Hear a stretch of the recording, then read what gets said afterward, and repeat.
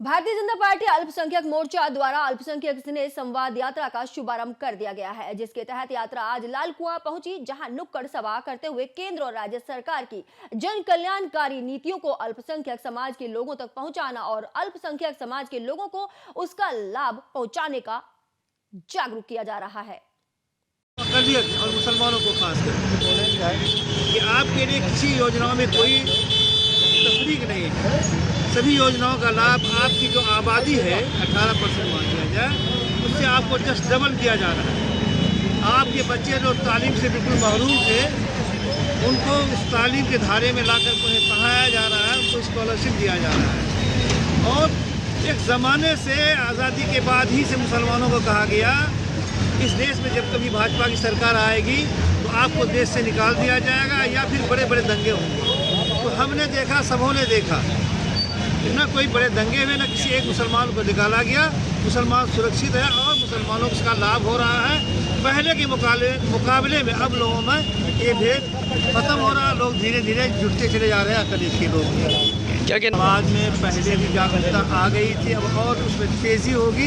हम उनको चाहेंगे साहब, क्योंकि सरकार बनेगी, इसमें कोई दो राय नहीं। क्यों नहीं आप अपने आप इस पार्टी से जोड़ लें, अपने भविष्य को ठीक कर लें, अपने बच्चों का मुस्तकबिल को रोशन करें, अपने इलाके में विकास करवाएं। मैं ये पैगाम देने आया हूँ। नरेंद्र मोदी पर 2014 से संकल्प लिया था कि देश हमारा राष्ट्र अग्रिम पंक्ति में खड़ा हो, जहां हमारी देश की सुरक्षाएं सुरक्षित नहीं थी।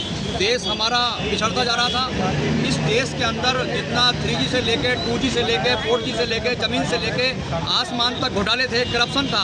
प्रधानमंत्री नरेंद्र मोदी जी ने 2014 में ये करप्शन खत्म करने का काम किया और जहां अंतिम पंक्ति में बैठे व्यक्ति तक योजनाएं नहीं पहुंच पाती थी। जब हम कहते थे कि पंडित दीनदयाल उपाध्याय जी का हम संकल्प पूरा करेंगे, उनका नारा पूरा करेंगे, तो उनका पंडित दीनदयाल उपाध्याय जी का जो संकल्प था, पंडित दीनदयाल उपाध्याय जी कहते थे अंतिम पंक्ति में बैठा व्यक्ति तक हमारी सरकार की योजनाएं पहुंचनी चाहिए। आज देश के अंदर बहुत बड़ी संख्या में अल्पसंख्यक मुस्लिम समाज है, जिसने इन 10 वर्षों के अंदर लाभ लिया है, चाहे वो उज्ज्वला योजना हो, सौभाग्य योजना हो, जनधन योजना हो।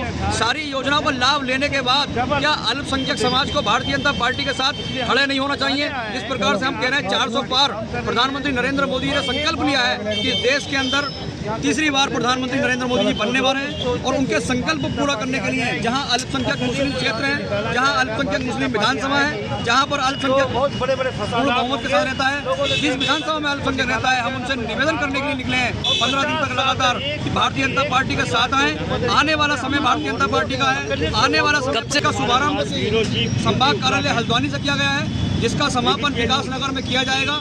और निश्चित रूप से जो हम एक संवाद के माध्यम से निकले हैं, तो हमें लगता है कि आने वाले 2024 में जिस प्रकार से हम नरेंद्र मोदी जी तीसरी बार प्रधानमंत्री बनने वाले, अल्पसंख्यक मुस्लिम बहुत बहुमत के साथ अपना मतदान करेगा।